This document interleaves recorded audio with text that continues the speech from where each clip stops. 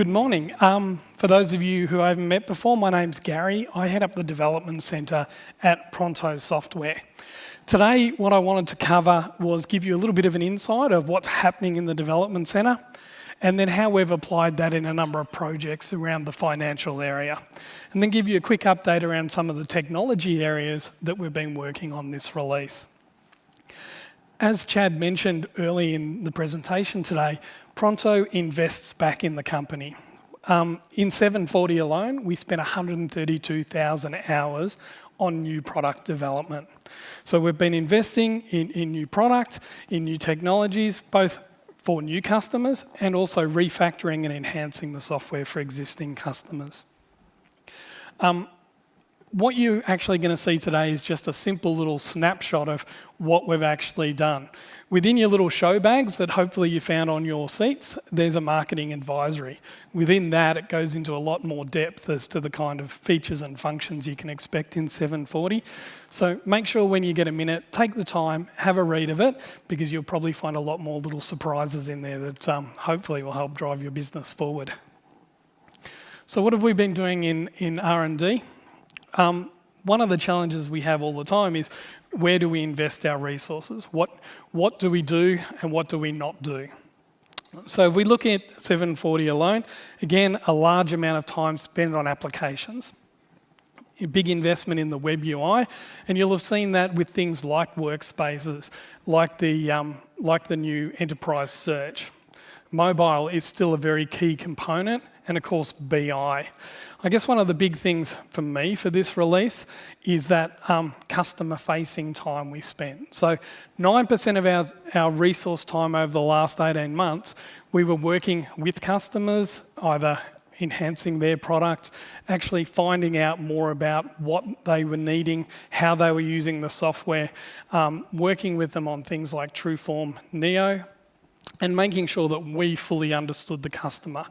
One of the reasons I'd love to encourage you to use the app today is we want your feedback. Tell us, what's working for you, what's not working for you, where you'd like to see the product to go, because we're really interested in the development centre to hear your feedback.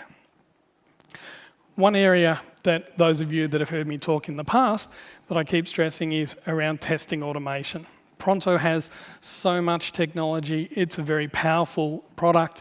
It works on multiple databases, multiple platforms, multiple operating systems. There's no way we could manually test all those changes. So we've invested a lot of time in testing automation. And one of the great benefits of going to the web UI is we can use products like Selenium to help build those automation tests.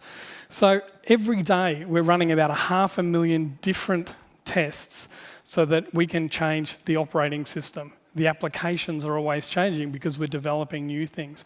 And that automation gives us a heads up if something is going wrong. And it is so much easier to find or fix any issues that come up when we find them straight away, not 5, 6, 7 months down the track. One of the really interesting things about testing automation too is we have lots of customers who have actually started to come to us to talk testing automation. They see the benefits as well of continually upgrading to take the new versions of Pronto to be able to take advantages of those things. And they want to make sure that their key business processes keep working. So our customers are coming to us for advice on testing automation about how they can make sure that their product is strong and stable and allow them to reduce the time to actually upgrade the software. So what were the key objectives in our head when we started developing 740? We wanted to make sure that we simplified the data entry and improved the user experience. One of the key elements when we were looking at the workspaces that Paul showed you earlier today was to be able to run the product without having to look at a user manual, without having to go to training, that it was intuitive enough that users could pick it up, build their own dashboards, create their own visualization on different things without needing training. And through a lot of the projects you'll see today with what Bruce and Paul have both shown you, we want to simplify that end user experience. We want to make it easier to use the software. We want to make it easier to integrate with. We know that people use different software. We need to integrate with different solutions, whether that be customizations within Pronto or third-party integrations. So what you'll see today with what we're going to deliver with AP automation is all about creating that connectivity. Security is a big feature as well. Any software we do, we want to make sure it's as secure as possible. If you talk to the data security experts now, it's not about people wanting to steal credit cards. They want to get hold of personal details. They want to get hold of names and addresses and phone numbers, Medicare numbers, all that kind of information that is available. So we want to make sure that Pronto as a platform is as secure as we can possibly make it.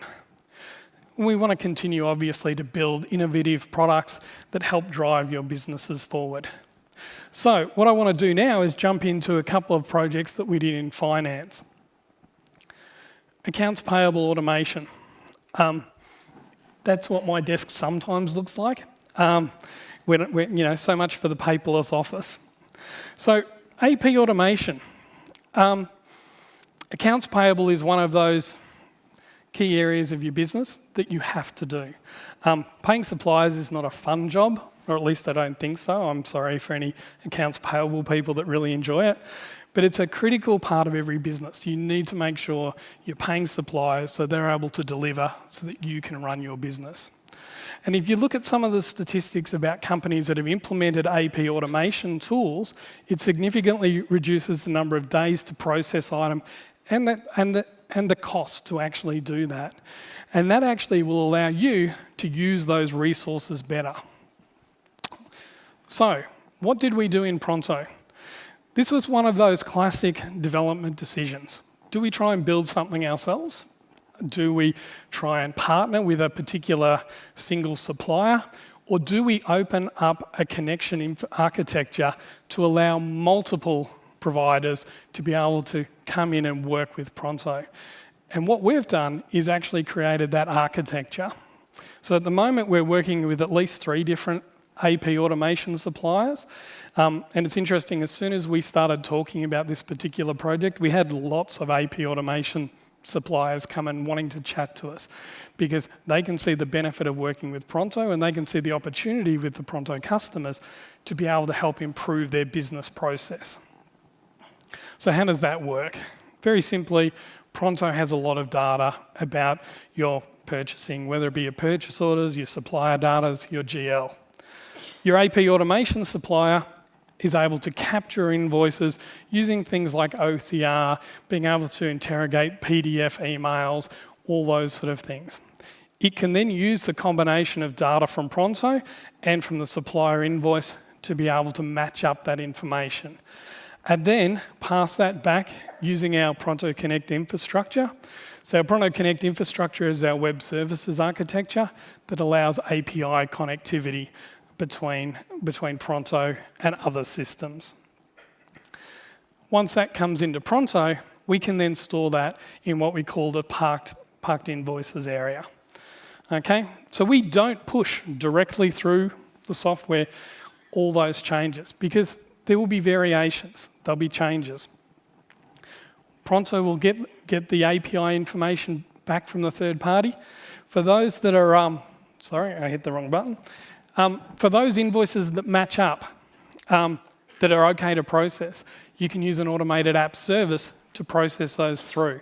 So in an ideal world, you want 80 or 90% of your invoices to just go through that okay to process. But where it doesn't match up, where there's invoice variations and validations, we have a working screen that you can make those adjustments to be able to process those invoices through.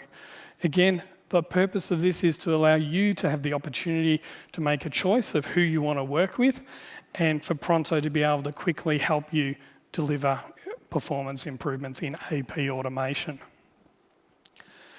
One other major project that I want to talk about, and Bruce spoke about resource management as being one of the big projects.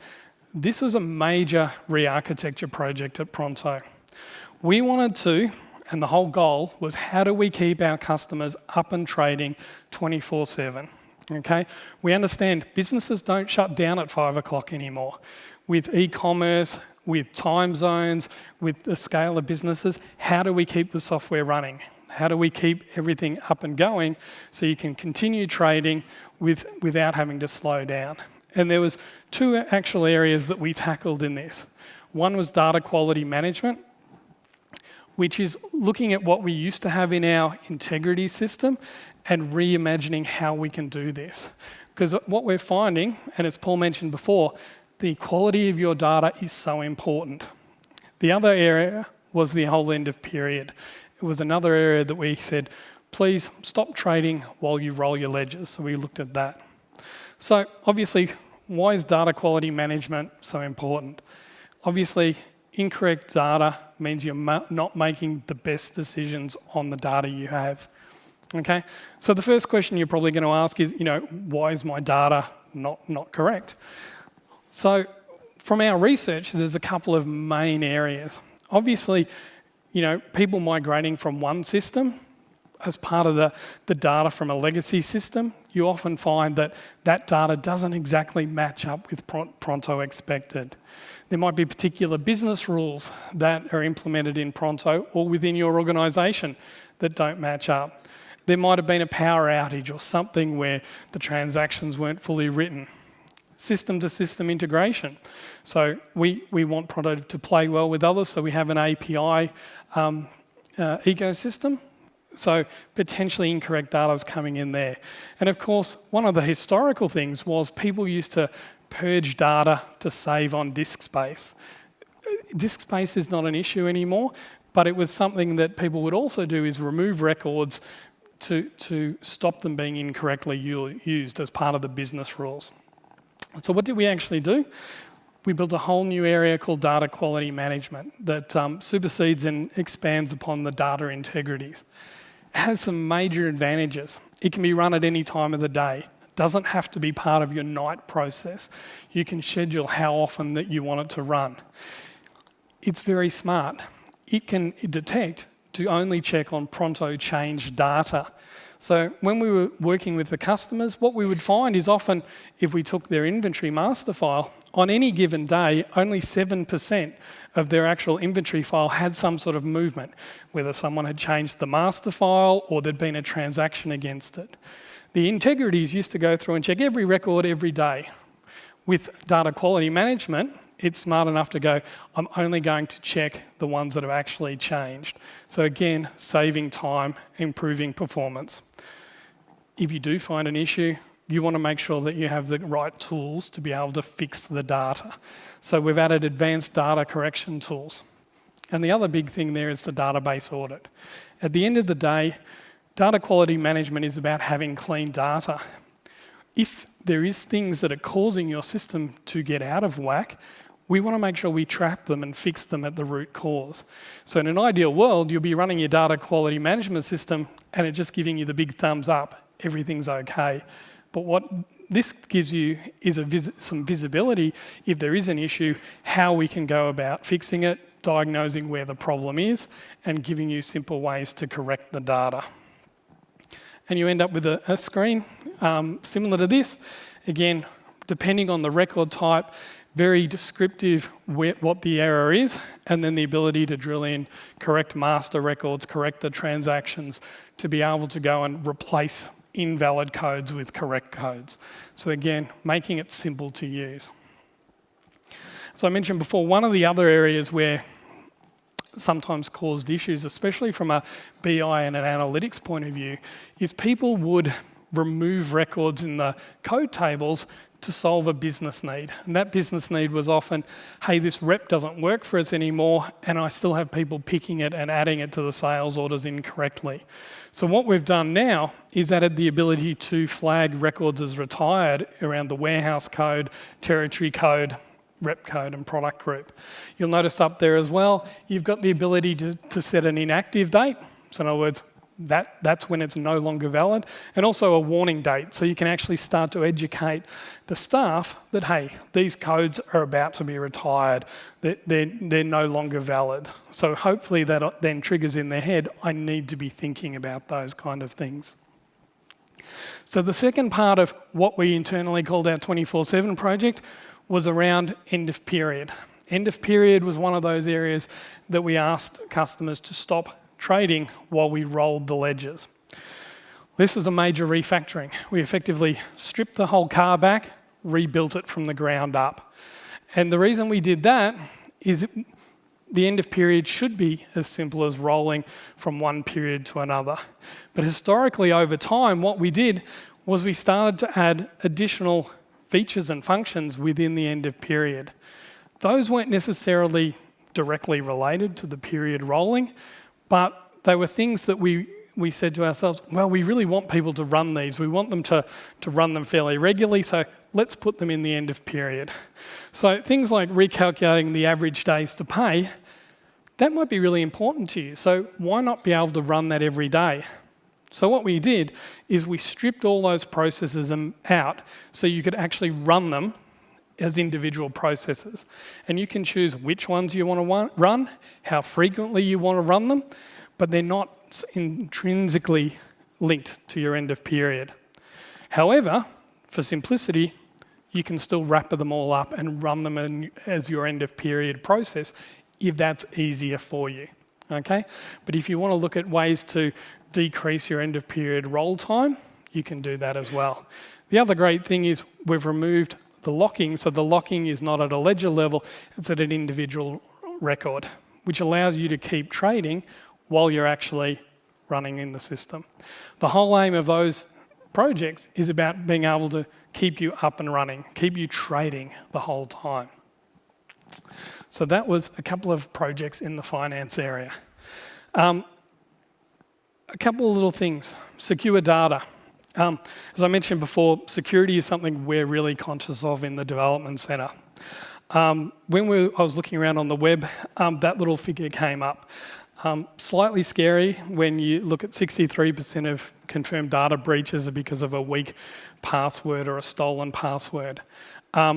I'd hazard a guess in most people's office there'll be passwords sticky taped to monitors or under the desk on post-it notes. IT have this habit of saying, we want you to put in a really, really complex password now. And everyone forgets what they are, so they end up writing it down.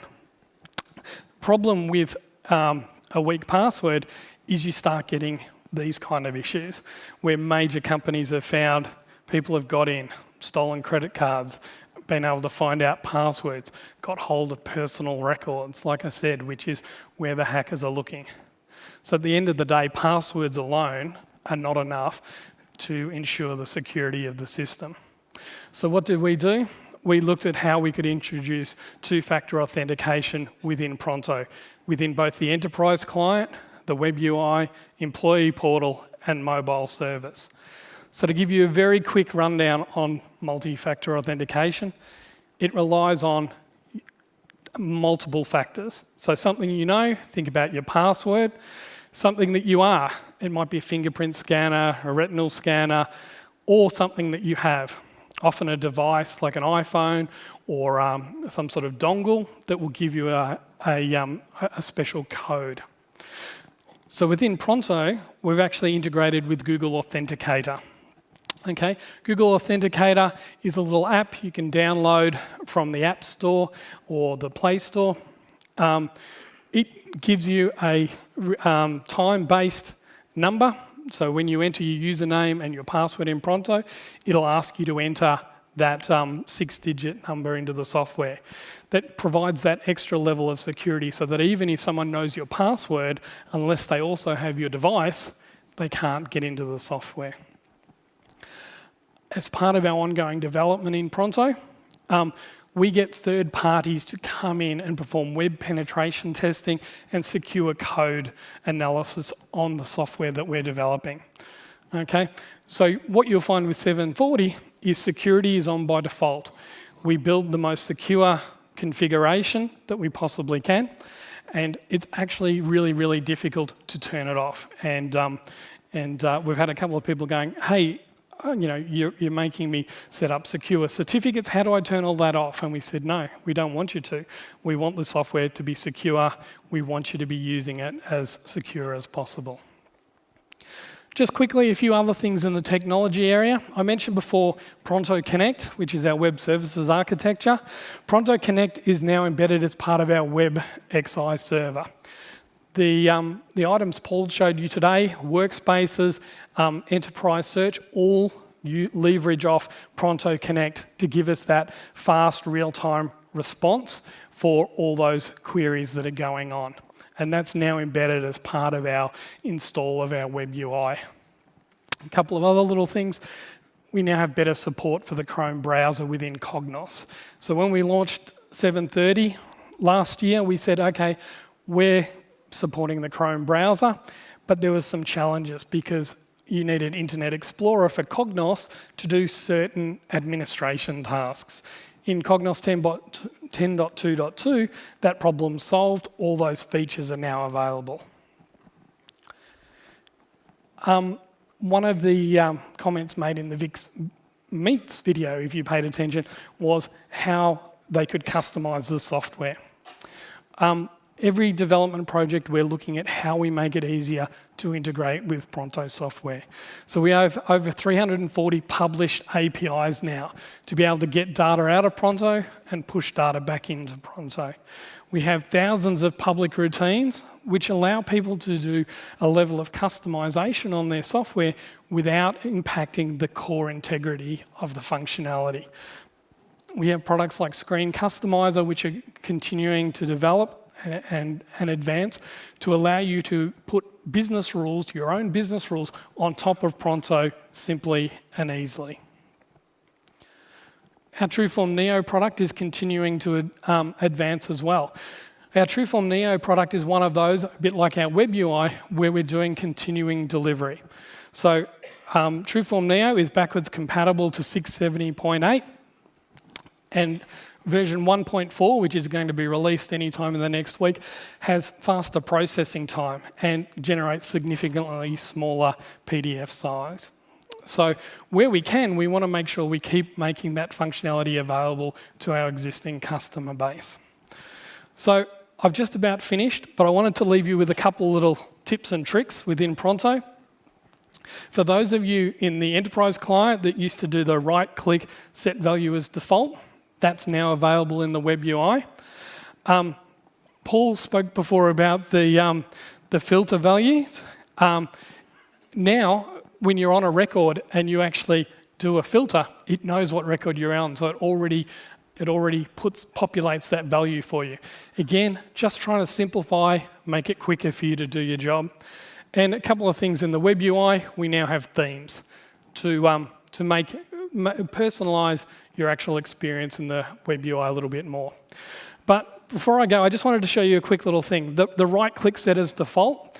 If you guys haven't discovered this is a way you can personalize entry screens to be your own and actually save significant time. So let's walk through a video. So for example, imagine when I create customers, I only deal with corporate accounts, but my default value comes up with something else. So I have to remember every time I create a new account, for me, that I want it to default to that. What you can do is go to that field, control right-click, set that value as the default. So then the next time you enter that into the software, it's already set like that. So think about those processes that you do every day where you're having to change default values and you always use the same one. Here's how you can do a level of personalization that's stored back on the server. So if you jump to a different terminal, you'll still get those same defaults.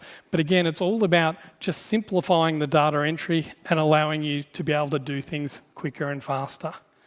That's it for me. Thank you for your time. I'm going to hand you back to Bruce, who will talk more supply chain and retail.